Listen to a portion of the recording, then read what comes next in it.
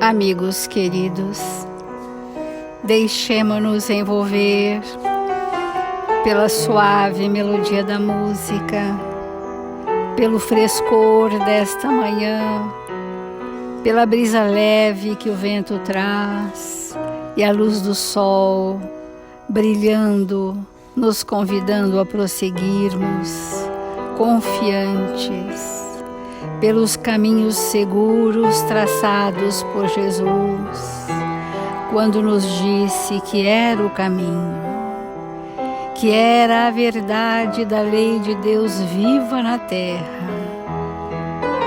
E por esse percurso caminharíamos todos, destinados a sermos espíritos felizes, bem-aventurados, ditosos, pelos caminhos de Jesus, que tanto queremos percorrer. Fortalece-nos o ânimo, Senhor. Suergue as nossas forças, ilumina as nossas consciências com a luz da verdade, para que possamos todos os dias dizer: eis-me aqui, Senhor. Faça-nos instrumentos úteis, dignos, para aprendermos a servir em seu nome, e que a nossa existência na terra seja pautada no bem constante, onde quer que estivermos. Assim, Mestre amado, em seu nome, Senhor Jesus, e em nome dos Espíritos responsáveis por este Evangelho, iniciamos as reflexões desta manhã. Obrigada, Senhor, obrigada, amigos, e que assim seja.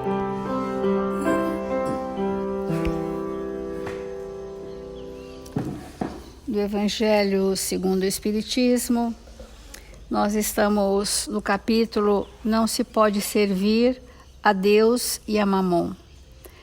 Não se pode servir a Deus e ao materialismo, ou deixarmos-nos arrastar pela torpeza das nossas más paixões. E para isso, Jesus nos enviou o Consolador prometido, para que neste momento da nossa evolução, um pouco mais atentos à realidade da vida e mais próximos de uma racionalidade que nos distancia um pouco da animalidade, nesse momento em que o conhecimento da ciência pode fazer aliança com o conhecimento moral que Jesus nos trouxe, a doutrina espírita chega para nós não mais estarmos embevecidos com os seus ensinamentos, entusiasmados com as suas leituras, mas para que essa força toque os nossos sentimentos e gere ações, porque só o sentimento gera ações no bem. Então, quando nós estamos na inércia, os nossos sentimentos no bem, as nossas ações no bem constante não estão suficientemente ativadas para gerarem um dínamo mobilizador das nossas ações de fé e caridade. Então, a parábola dos talentos é aquela que nós trouxemos de Humberto de Campos, que faz um comentário que um dos talentos que podemos receber é o talento do conhecimento espírita.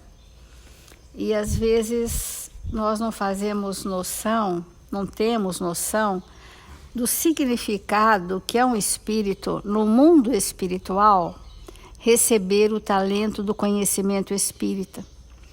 Porque muitos chegam e vão se tornar espíritas ou até nascem espíritas, mas não são portadores do talento. É isso que é importante, porque não é igual para todos, é de conformidade com o planejamento reencarnatório, a característica do espírito. Então, muitos são os espíritas que não têm o talento para ser multiplicado e outros que têm, que são os espíritos que têm uma oportunidade dentro da doutrina espírita de realmente realizar em si mesmo o trabalho relevante, e essa sinalização ela ser capaz de espargir esta verdade, porque isso é o cerne da parábola que Humberto de Campos trouxe. Então, aquele servo que recebeu um único talento, que era o conhecimento espírita, qual era o objetivo para ele ter recebido? Que ele, em se iluminando, pudesse dar ao primeiro que recebeu 5, ao segundo que recebeu 2, a luz da verdade. Porque a luz da verdade não vem de cima e jorra para a humanidade, ela vem através das pessoas. Ela vem através dos apóstolos, dos missionários, do trabalhador espírita cristão, do evangelização de espíritos, né? Porque por muito tempo nós questionamos, mas quem que é o evangelizador de espíritos? Será que é aquele que mais estudou a metodologia que veio de Eurípides? Será que é aquele que mais conhecimento teve sobre essa metodologia? Não necessariamente, mas é aquele que mais aplicou em si. Esse é o evangelizador de espíritos. Então, conforme a parábola, nós sabemos que se aquele que recebeu um talento do conhecimento da doutrina espírita tivesse aplicado em si o conhecimento que ele já tinha, ele estaria fazendo luz aos demais, amparo aos demais.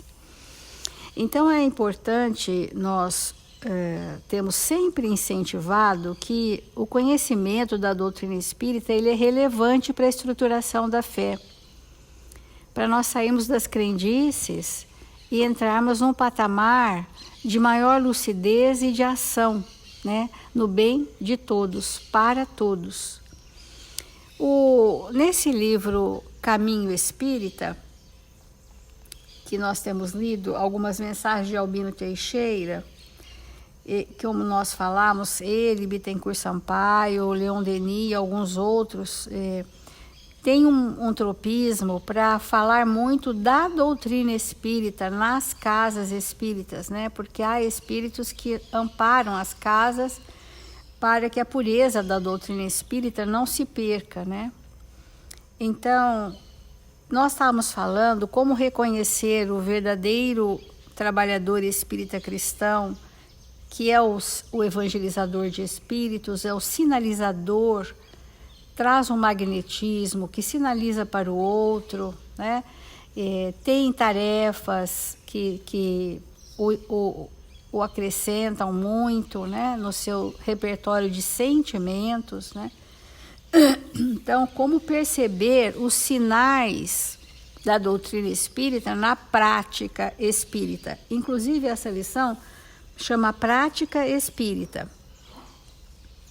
Se você já consegue, então ele vai fazendo um perfil, se você já consegue encontrar no serviço a fonte da paz, precisamos refletir se o trabalho que nós realizamos nos pacifica, a fonte da paz.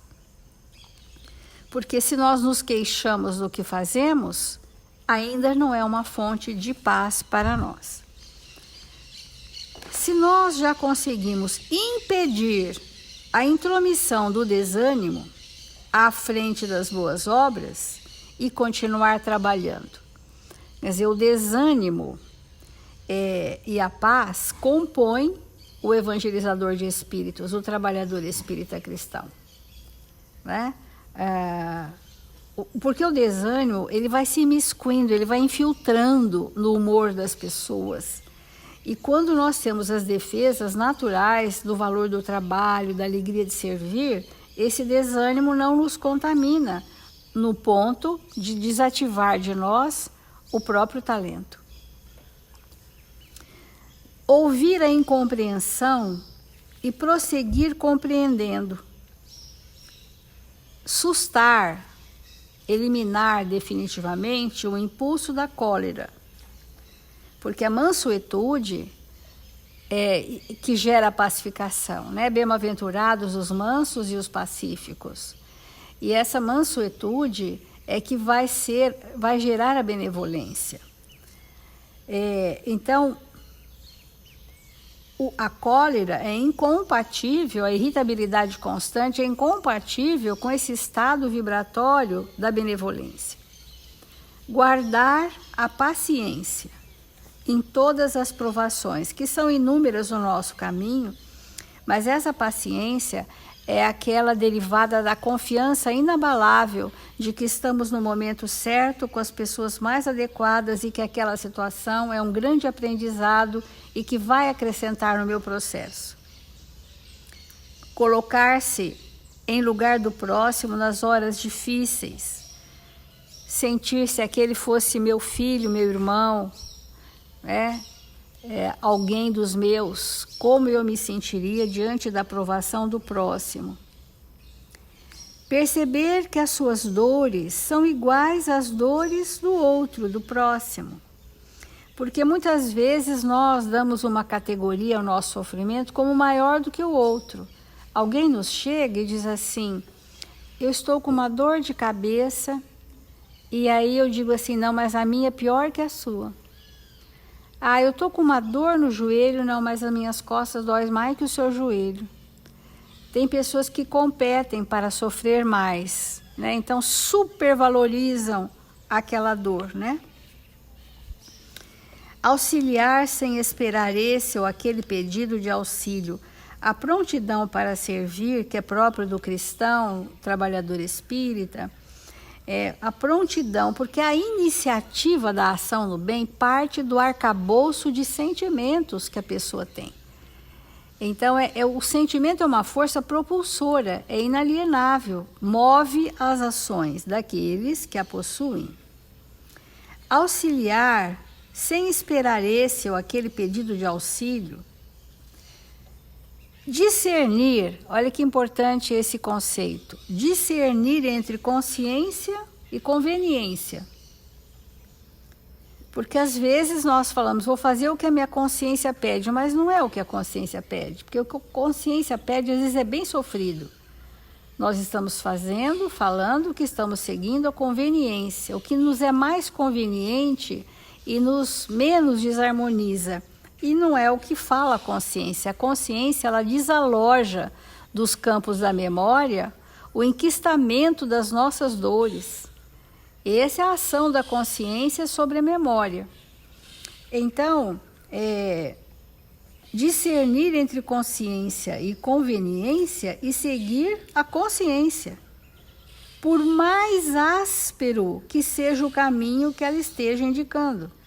Porque quando a consciência aponta por um caminho áspero, nós optamos pela conveniência e dizemos para nós mesmos que estamos seguindo a consciência. É um engodo. Nós estamos nos iludindo.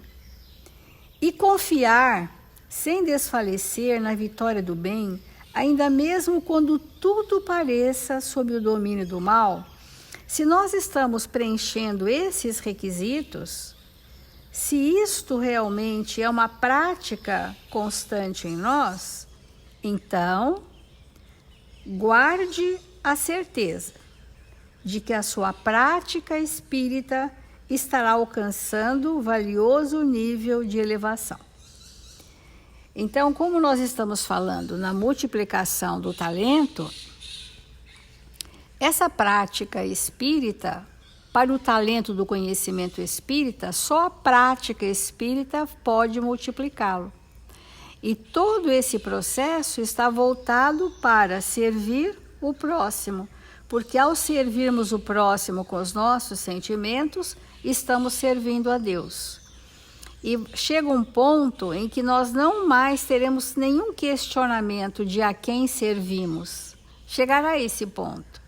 Por enquanto, quando nós estamos na conveniência, muitas vezes a conveniência nos faz servir a Mamon, né? Mas servimos a Mamon muitas vezes naquilo que a sociedade aplaude como um bem e que todos irão nos aplaudir. Mas para mim, no meu percurso evolutivo, aquilo não é necessariamente um bem. Eu estou desviando o meu compromisso para coisas que vão me entreter, que vão me deixar feliz temporariamente, mas às vezes está distante do meu real compromisso. Então, nem tudo que é bom é um bem. E esse discernimento é uma aquisição progressiva da nossa consciência em relação à prática espírita. Ao multiplicarmos os nossos sentimentos, esses todos que aqui estão como sendo a paciência, o ato de servir, o auxiliar espontâneo, o discernimento, a iniciativa, nós não faremos isso só por nós. Nós estaremos fazendo para todos. Então, essa é uma dos recursos da multiplicação dos talentos.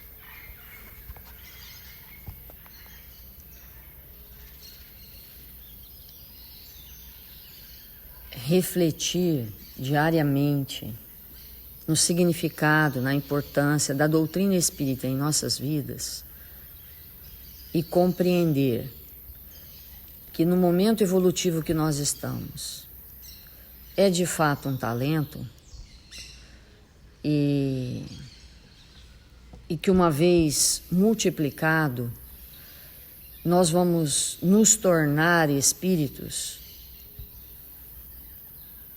infinitamente melhores do que nós chegamos aqui. É um entendimento imprescindível para nossas vidas.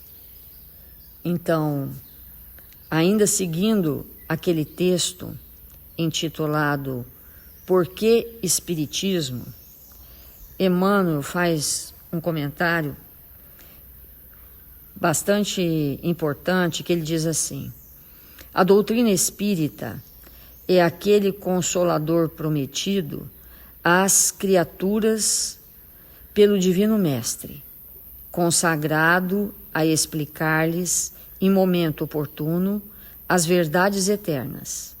E pelas verdades eternas que o Espiritismo nos descortina, sabemos positivamente que não há morte e que a justiça da vida funciona, acima de tudo, na consciência de cada um.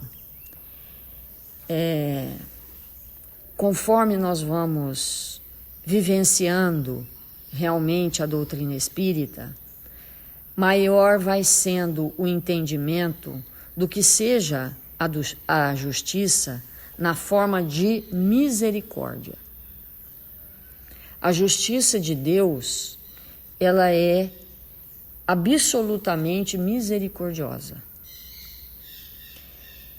E na medida que nós vamos vivenciando esses ensinamentos, nós realmente vamos estabelecendo em nossa intimidade essa ideia de que todos nós estamos a caminho, todos nós estamos aprendendo, todos nós somos filhos desse Pai amoroso e que viver nesse momento, um irmão nosso, viver nesse momento um equívoco, viver de maneira destrambelhada frente às leis divinas, ele merece de nós outros extrema misericórdia. Nós precisamos ser com estes espíritos misericordiosos, porque no momento em que ele conseguir entrar em contato com a sua consciência, porque enquanto nós estamos destrambelhados no mundo,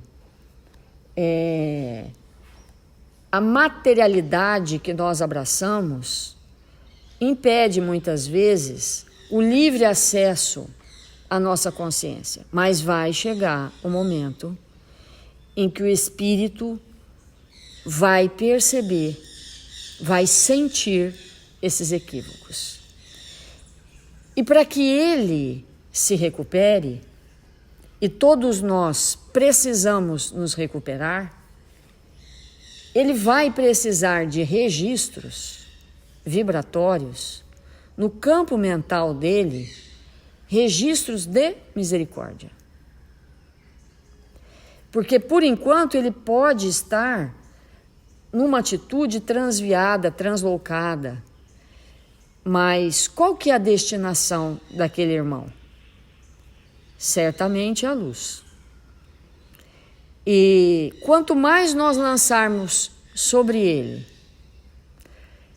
nossa justiça, entre aspas, vingativa,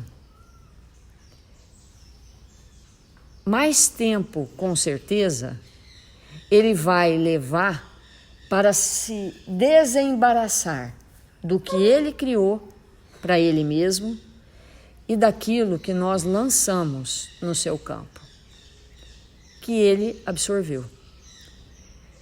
Então, compreender a doutrina espírita com a justiça de amor e de caridade como uma lei única nos torna espíritos mais fraternos, nos torna espíritos a lançar no ambiente onde nós vivemos vibrações compatíveis com o amor.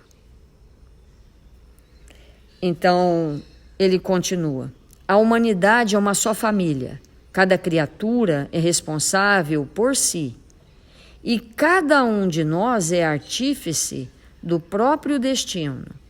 Devemos a nós mesmos o bem ou o mal, a vitória ou a derrota que nos assinalem os dias. Na medida que vamos absorvendo os conteúdos da doutrina espírita, vamos nos felicitando cada vez mais, vamos nos tornando espíritos felizes, porque passamos a compreender que a felicidade é uma construção que cada um de nós vai fazer ao seu modo. Nós vamos adquirir valores de vida eterna, cada um da sua forma, do seu modo particular de ser, porque Deus nos criou únicos, sem cópias. Nós vamos compreendendo que a felicidade possível para mim na Terra, ela será construída por mim mesmo. Que eu não dependo de maneira nenhuma do governo. Eu não dependo de maneira nenhuma daquelas pessoas, quaisquer que sejam, em qualquer ambiente, que pensam contrário aos meus valores. A felicidade possível para mim na Terra não depende da insanidade de alguém, porque essa construção, ela é íntima.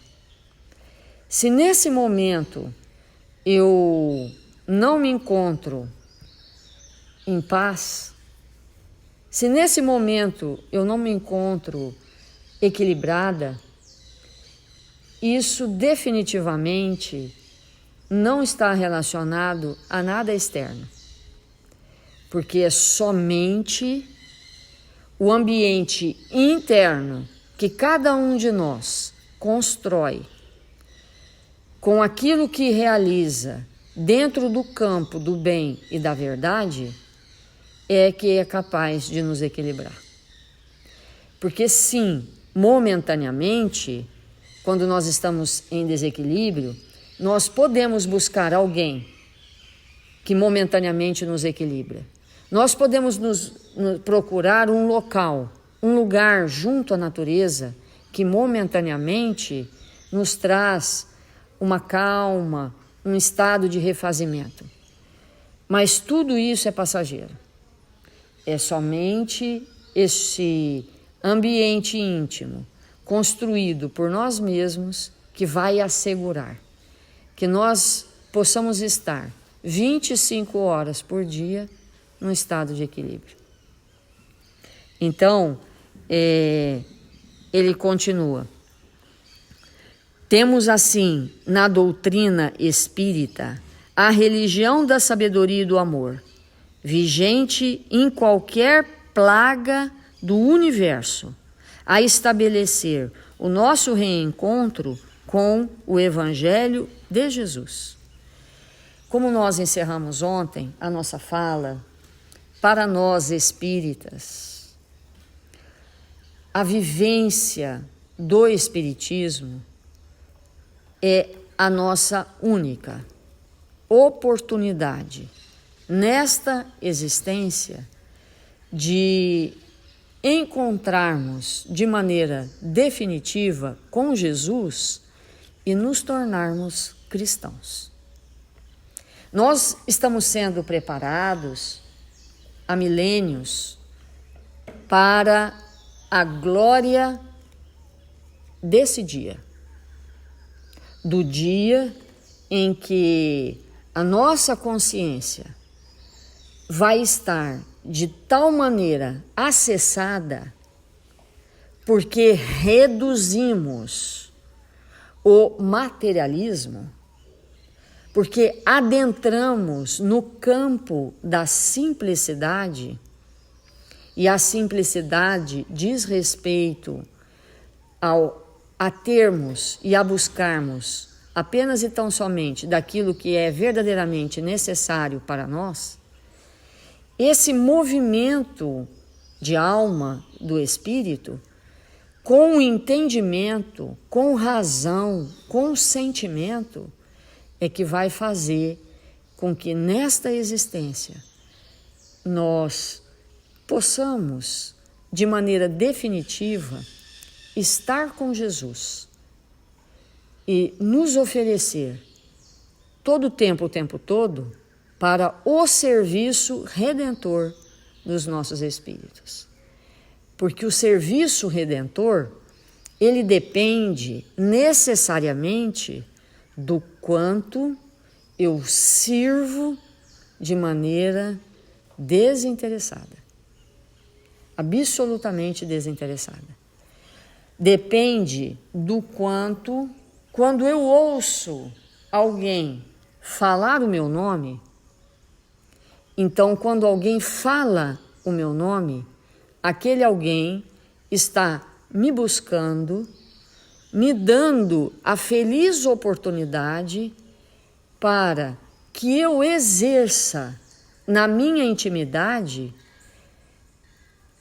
a ação redentora, servindo-o.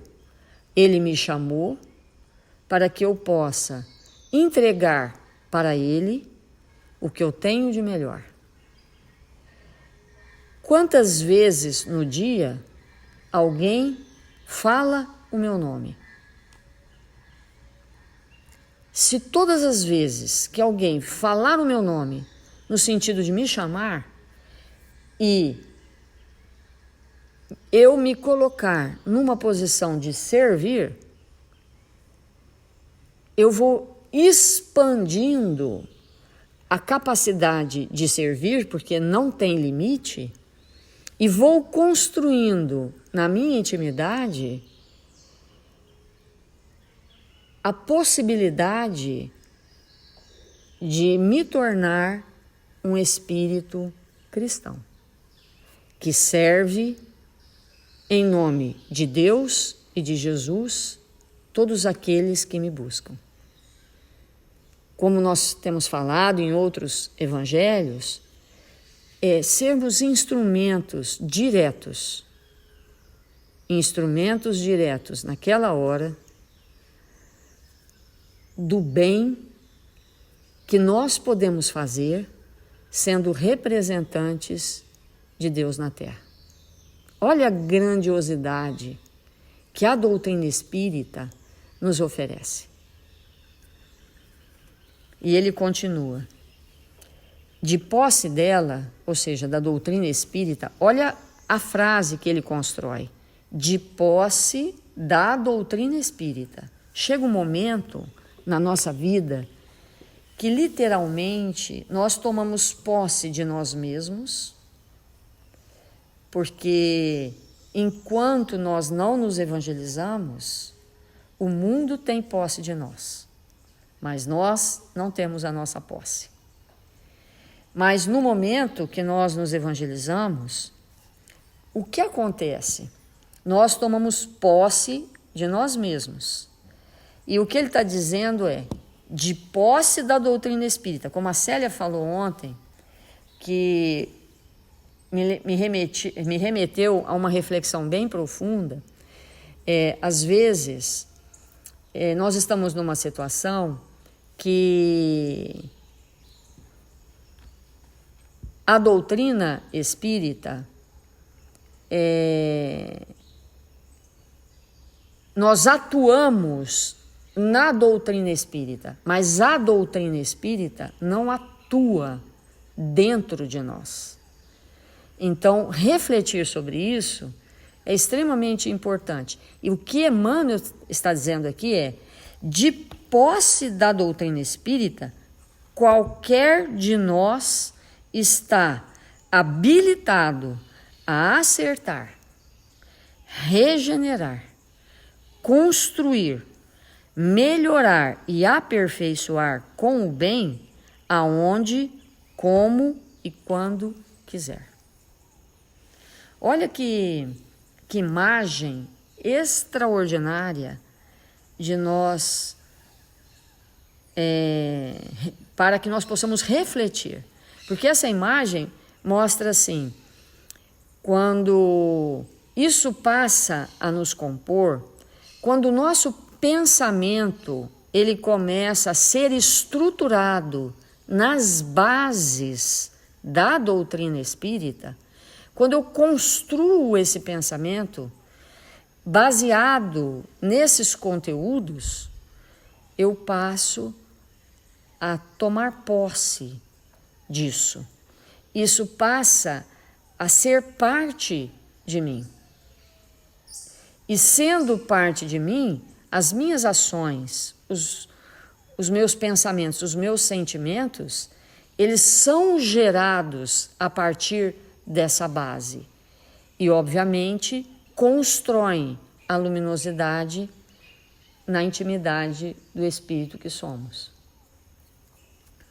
E ele termina esse texto assim: sigamos adiante com ele, com Jesus, e segundo a promessa dele próprio, o amor guiar-nos-á para a luz, e a verdade nos fará livre. Então,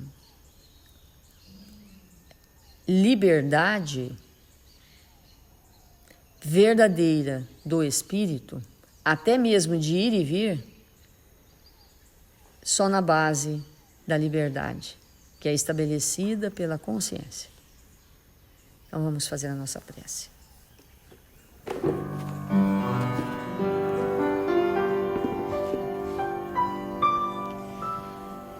Senhor Jesus,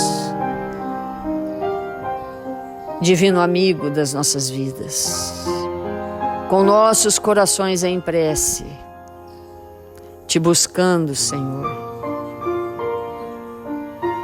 nesta hora abençoada do nosso dia, rogamos ao seu coração amoroso amparo para as nossas existências. Cerca nossas vidas, Senhor, com seu amor. Conduz nossos pensamentos para os caminhos luminosos do bem. Utiliza, Jesus, dos nossos parcos recursos para realizar o bem ao nosso redor, ante aqueles que nos cercam. Mil vezes obrigado, Senhor, pela sua presença em nossas vidas, pelos seus exemplos imorredouros. Obrigado, Senhor, porque estamos aqui em seu nome. Fortalece nossos espíritos para que possamos caminhar pela estrada luminosa que conduz ao nosso Pai. Que possamos nesta existência irmos de encontro com a porta estreita, deixando para trás o mundo de fantasias que tantas vezes nos cegou, tantas vezes nos desviou do caminho reto. Quantas vezes nos distanciamos dos corações mais próximos, mais amorosos, que nos guiavam pela mão, e fomos atrás das ilusões do mundo.